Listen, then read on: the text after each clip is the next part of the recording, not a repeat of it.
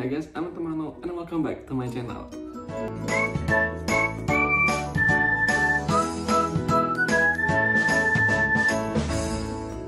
Oke, apa kabar kalian semua gitu ya? Semoga dalam keadaan sehat karena kita juga sama-sama tahu sekarang bahwa kasus COVID di Indonesia masih terus ada gitu korban-korban, bukan korban sih, ya korban ya gitu yang terinfeksi lah gitu untuk COVID-19 atau COVID-19. Nah, mudah-mudahan pandemi ini segera berakhir gitu ya dan kita bisa beraktivitas normal gitu ya tanpa ada ketakutan, walaupun mungkin teman-teman ataupun gue sendiri udah divaksin sebanyak 2 dosis gitu ya, tapi tetap kita harus menggunakan atau menerapkan protokol kesehatan sesuai yang dianjurkan oleh pemerintah atau dalam hal ini Kementerian Kesehatan.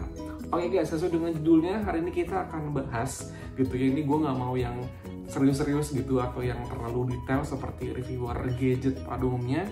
Kali ini kita akan bahas tentang iPhone 8 atau iPhone 8 yang merupakan salah satu iPhone yang apa ya, bisa dibilang kalau buat gue pribadi gitu ya, ini jangan diambil hati, in my opinion sebagai base atau inspirasinya Apple untuk membuat final design dari iPhone SE 2020 gitu, karena ini juga iPhone pertama juga nih gitu dari segi desainnya, biar mungkin orang-orang yang sekarang udah biasa gitu ya melihat iPhone dengan full screen dengan poni atau notch. Nah, ini buat teman-teman atau mungkin buat orang-orang yang masih pengen punya iPhone yang desainnya klasik. Nah, ini adalah base-nya nih si iPhone 8 gitu. Kenapa? Karena ini juga salah satu iPhone yang pertama gitu ya yang punya back-nya atau bagian belakangnya dari kaca gitu, dan kebetulan untuk kacanya sendiri bagian depan dan bagian belakangnya itu menggunakan Gorilla Glass gitu. Oke, sebelum kita masuk ke videonya gitu ya, nah hari ini kita akan bahas iPhone 8 yang kapasitas 64GB warna silver gitu, warna kesukaan gue. Kayak dari dulu tuh gue pengen punya iPhone yang warna silver gitu, karena kan depannya putih, terus hembatannya ada silvernya, terus frame-nya warna abu-abu muda gitu, keren lah gitu. Dan alhamdulillah sekarang gue memegang iPhone itu gitu ya. Nah, sebelum kita masuk lebih detail pokoknya sebelum kita bahas lebih jauh, ini gue mau kasih reminder lagi kalau gue ini bukan seorang reviewer gadget. Ini hanya biasanya humble opinion dari seorang konsumer biasa gitu ya untuk sebuah handphone keluaran dari Apple, yaitu dalam hal ini iPhone 8 gitu. Nah, seperti apa sih kondisi dari iPhone 8 yang gue punya sekarang, dan apakah di tahun 2021 buat teman-teman atau kalian yang pengen punya iPhone atau mungkin sekarang lagi pakai Android sebagai daily driver, pengen nyoba dulu nih sebelum beli iPhone tipe mahal gitu ya, yang paling tinggi mungkin sekarang kan lagi hype iPhone 13, iPhone 13 seri gitu kan. Nah, mungkin buat teman-teman yang memang dari awal punya smartphone, punyanya Android gitu ya, mungkin bisa menggunakan iPhone 8 ini sebagai penjajakan lah gitu, untuk ngejajah dulu nih kira-kira iOS itu seberapa jauh beda dengan Android sekarang gitu, dari segi user interface, kemudian juga fitur-fitur dasarnya gitu kan. Nah, mungkin teman-teman bisa mempertimbangkan iPhone ini sebagai salah satu iPhone yang digunakan pertama kali buat user Android gitu. Nah, sebelum kita masuk ke videonya, buat teman-teman mungkin yang ini gue untuk pribadi ya gitu, gue dari hati gue paling dalam, mungkin buat teman-teman yang sekarang ada orang tua atau saudara atau rekan kerja, kolega yang ya terjangkit COVID, semangat terus, diberikan support mental juga itu ya, non materialnya, moralnya gitu ya, kepada sanak saudara kerabat kita yang terkena COVID, karena COVID itu bisa sembuh kok, tergantung dari kondisi imunnya juga gitu. Karena kalau misalnya kondisi mentalnya juga, karena kalau misalnya mentalnya down itu bisa pengaruh ke imunitas kita turun. Nah, itu yang bisa membuat kita ini rentan untuk amit-amit ya Allah meninggal gitu. Jadi usahakan mungkin buat teman-teman yang saat ini ada keluarganya atau kerabat dekatnya gitu ya yang terkena COVID, itu diberikan suntikan moral supaya tetap semangat ya untuk bisa cepat sembuh. Oke, langsung saja kita masuk ke videonya. Nah, ini dia adalah iPhone 8 atau iPhone 8 dengan kapasitas 64 GB dan ini adalah warna silver. Nah, bisa kalian lihat kan ini terbuat dari kaca ya untuk back covernya, dan di sini juga ada tulisan iPhone. Nah, mungkin kalau misalnya kalian ngeh gitu ya pada saat iPhone ini keluar bareng iPhone 8 Plus sama iPhone 10. Nah, ini adalah iPhone generasi pertama yang dia menghilangkan, ada tahu kan kalau misalnya kalau kalian pengguna iPhone atau mungkin kalian pernah lihat iPhone, dia di bawah tulisan iPhone ini ada kayak tulisan CE something gitu kan sama emailnya gitu. Nah, ini adalah iPhone pertama, atau mungkin ini untuk dikeluaran di luar atau di beberapa negara dia masih ada tulisan kayak CE gitulah sama email gitu kan. Nah, kebetulan yang masuk di Indonesia ini dia hanya polosan tulisan iPhone gitu. Jadi ini yang warna silver.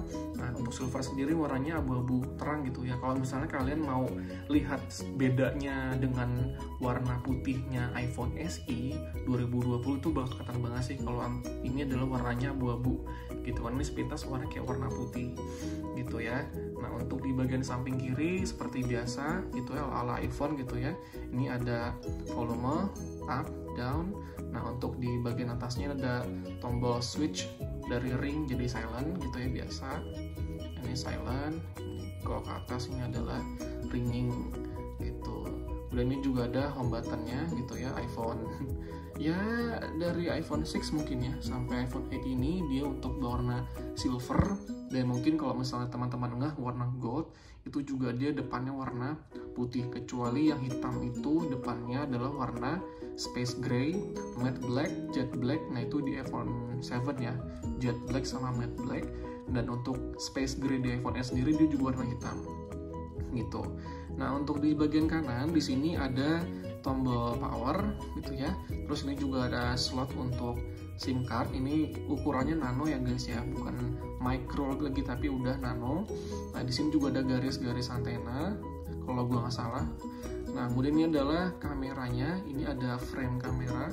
Kameranya juga sama, untuk framenya dia senada ya warnanya dengan bagian frame bodinya gitu. Ini ada LED flashnya, buat LED atau D-nya ada 4 ya bulbnya. Jadi harus ini sangat-sangat terang gitu untuk dipakai dalam membantu kita untuk foto di kondisi minim cahaya, atau untuk kita buat jadiin center gitu kalau misalnya mati listrik gitu kan. Nah, ini masih single lens untuk kameranya di sini. Ini masih cakep banget sih guys kalau misalnya kalian pengen nyoba gitu ya iPhone untuk pertama kalinya, pengen nyoba iOS, ini masih cakep untuk dari segi desain. Kemudian untuk di bagian bawahnya ini ada speaker plus bagian untuk mikrofon, kemudian ada bautnya plus ada port lightningnya di sini. Barunya adalah buttonnya gitu. Jadi tinggal tempel aja. Nah, kenapa tadi begitu gue nyalain nggak disentuh dia udah nyala guys? Ini gue lagi pakai fitur raise to wake karena memang menurut gue ini sangat membantu gitu ya. Jadi kayak begini dia langsung nyala layarnya, langsung tempel aja jari kita di sini untuk touch ID-nya untuk mengurangi intensitas mencet-mencet ini loh. Walaupun ini udah Taptic Engine ya guys, tapi kan tetap yang namanya barang elektronik kan tetap pastinya lama-lama akan cepat rusak gitu kan. Nah, ini kalau gue sih pribadi tetap pakai raise to wake. Jadi mengurangi lah ibaratnya untuk intensitas menekan tombol ini nih, tombol home buttonnya gitu. Dan menurut gue dengan kondisi COVID sekarang ya, home button ini menurut gue lebih jauh lebih praktis daripada Face ID, karena kita cuman udah tempel jari aja gitu kan, nggak usah buka masker lagi gitu, udah langsung kebuka gitu kan, cepet dibanding kita pakai iPhone zaman sekarang ini udah full screen, ada notch-nya itu kan harus pakai Face ID. Jadi buat teman-teman yang sekarang mungkin juga pengguna iPhone, nah ini bisa jadi secondary driver juga karena kepraktisannya, karena ada si home button di iPhone 8 ini. Nah, dari segi hardware-nya sendiri sebenarnya iPhone ini pakai prosesornya yang generasi kapan sih? Nah, untuk prosesornya sendiri kita kayak gue yang bikin aja. Jadi si iPhone 8 ini dia menggunakan chipsetnya A11 Bionic atau A11 Bionic gitu. Jadi kalau sekarang udah serinya udah berapa yo, 14 apa 15, udah 15 Bionic, ini generasi yang 11 Bionic. Tapi apakah dengan chipset yang masih A11 dan juga ini RAM-nya juga masih 2 GB ya guys, tapi apakah masih cukup mumpuni gitu ya, apakah masih cukup kenceng gitu untuk kita gunakan dalam penggunaan sehari-hari? Ya sangat masih kenceng gitu. Kita lihat di sini untuk buka-buka ini aplikasi bawaan misalnya gitu, ini masih cukup cepat gitu kan,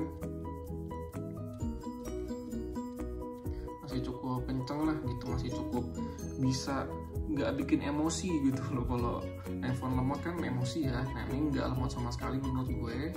Ini juga udah masih dapat update sampai iOS yang ke 15.0.2. Ini adalah versi yang paling baru ya, karena kan iOS pertama kali yang 15 itu banyak banget bugnya, termasuk yang termasuk iPhone seri 13 pun.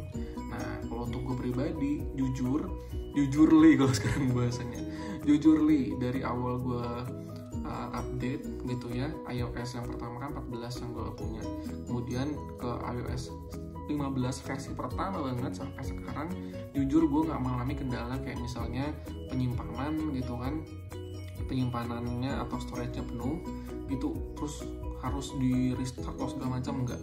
Alhamdulillah iPhone ini nggak bermasalah sama sekali. Nah ini masih kepake 15,2 GB aja dari kapasitas maksimal 64 GB gitu. Jadi lagi pakai dark mode juga gitu ya. Nah kalau kita lihat dari segi layar, ini ukurannya masih kecil ya, 4,7 inci, tapi buat gue pribadi jari gue masih sangat nyaman, tangan gue masih sangat nyaman untuk memegang dari handphone ini gitu. 4,7 masih enak lah gitu ya. Kayak misalnya kita, nah ini kan muncul nih, ini masih cukup enak lah, walaupun ya typo ya, tapi masih cukup enak lah gitu untuk dipakai gitu. Dan untuk tampilan layarnya juga ini udah True Tone, dari mana taunya? Nah lihat dari sini aja, ini udah True Tone gitu, nih udah enak banget dilihat gitu. Untuk brightness-nya juga nih gue pakai auto brightness kebetulan, walaupun memang bagi sebagian pengguna iPhone auto brightness itu buang-buang baterai gitu ya, bikin boros baterai. Tapi kalau gue buat pribadi sih nggak terlalu matters lah gitu, mau pakai True Tone atau enggak, mau pakai auto brightness atau enggak sih, kalau gue buat gue pribadi nggak terlalu bermasalah sih gitu. Nah gimana dengan bukan intuitif ya, interaksi ini layarnya dengan jari kita gitu, apakah ada lag? Menurut gue sih enggak ya gitu, sama sekali enggak. Terus juga dia juga masih ada fitur 3D touch gitu kan, ini kita pencet aja muncul ya kan sub menunya dari menu settings misalnya. Terus kalau kamera dia juga akan muncul, mau selfie atau langsung record video jadi lebih cepat gitu, jadi masih ada 3D touch-nya gitu kan. Kalau misalnya sekarang yang iPhone full screen atau ada notch, dia adanya haptic gitu kan. Nah kalau ini masih ada 3D touch-nya gitu. Nah untuk kamera gimana? Ini kan kamera cuma satu nih gitu, cuma ada lensa cuma satu, single lens 12 mega dengan bukaan f1.8 gitu, dan ditemani dengan LED flash, ada 4 quad LED. Apakah masih cukup bagus? Terus juga untuk bagian depannya, kamera depannya ini untuk ukurannya 7 megapiksel ya, ini kameranya 7 megapiksel. Apakah cukup mumpuni? Alhamdulillah sih menurut gue cukup mumpuni ya. Kita coba kamera belakang, masih cukup mumpuni menurut gue, masih cukup bagus. Mau di dalam atau di bagian mau indoor atau outdoor, menurut gue masih sama-sama aja. Nah ini bagian kamera depannya menurut gue sih masih cukup bagus gitu ya, mau selfie misalnya. Nah ini juga ada ini ya, bisa dibilang ya flash dari layar. Jadi kalau misalnya teman-teman mau foto selfie gitu kan, di agak gelap-gelap, dia ada dari kamera depannya nggak ada lampunya gitu ya. Kayak misal dulu tuh kalau ingat Samsung Galaxy J J7 Pro itu. Nah itu kan dia ada blitz-nya. Nah ini dari layar karena dia nggak ada blitz-nya gitu. Nah ini juga ada fitur live gitu ya, jadi kayak efek gambar GIF gitu. Ini juga ada live-nya. Kemudian untuk masalah baterai, nah baterainya juga kan penting ya, maksudnya secanggih-canggihnya handphone lo, kalau misalnya handphonenya boros tuh kan pasti akan gengges gitu. Dan iPhone ini memang terkenalnya handphone mahal dengan baterai yang sangat kecil, karena memang kapasitas handphone ini baterainya cuma 1821 mAh, sangat kecil ya gitu. Cuma buat gue pribadi sih sebenarnya iPhone ini cukup buat temenin gue seharian dalam satu kali cas di waktu yang sama. Kayak misalnya gue ngecas di jam 6 sore, ya sekitar jam setengah 6 atau jam setengah 7 malam besoknya dia baru gue charge lagi. Nah mungkin apa karena si battery health dari handphone ini masih 100%, jadi sangat mempengaruhi terhadap performance dari handphone ini gitu. Nah pertanyaannya, apakah handphone ini bisa dibuat game berat? Bisa. Ini memang gue nggak install di sini karena gue juga udah jarang main game di handphone. Nah sangat-sangat subjektif menurut gue untuk penggunaan baterai, karena setiap orang punya beban atau intensitas penggunaan handphonenya beda-beda gitu. Kalau gue karena ini adalah sebagai second daily driver gue, jadi untuk satu kali cas sangat-sangat cukup untuk satu hari penuh gue pakai, dengan catatan handphone ini tersambung di koneksi wifi gitu. Nah bagaimana kalau misalnya gue nggak pakai wifi seharian, jadi benar-benar pakai mobile data? Hampir sama, selisihnya mungkin nggak akan beda jauh, paling kayak 2 jam lah paling nggak, lebih cepat baterainya habis ketika pakai mobile data seharian dibanding pakai wifi gitu ya. Ini tampilan dari control center dari iPhone 8. Terus untuk notifikasi sama gitu ya, kayak ya seperti iOS 15 pada umumnya gitu. Nah lalu terakhir ya, bagaimana handphone ini kompatibilitasnya terhadap produk atau aksesoris iPhone lainnya gitu ya.